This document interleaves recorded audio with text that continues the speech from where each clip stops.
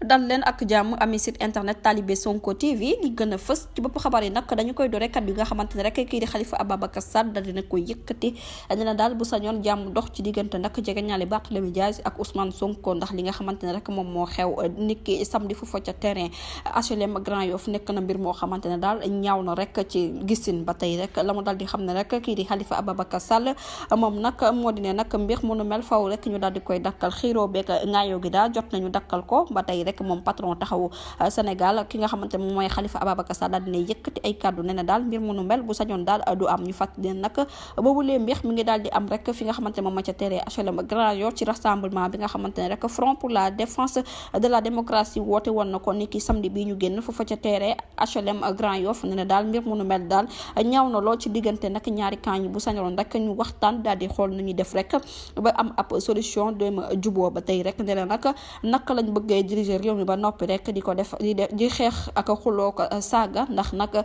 jot na rek kenn ku nekk xalaat xam ne nag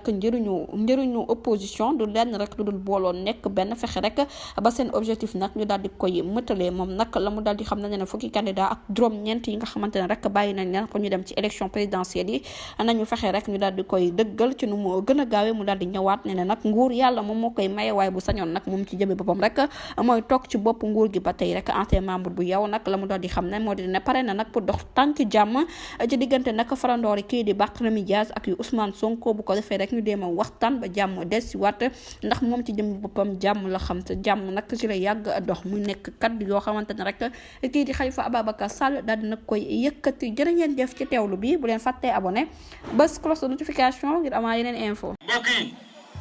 on s'est beaucoup battu pour un projet. Ce projet boobu mooy sauver le Sénégal. Ce projet boobu mooy sauver le Sénégal.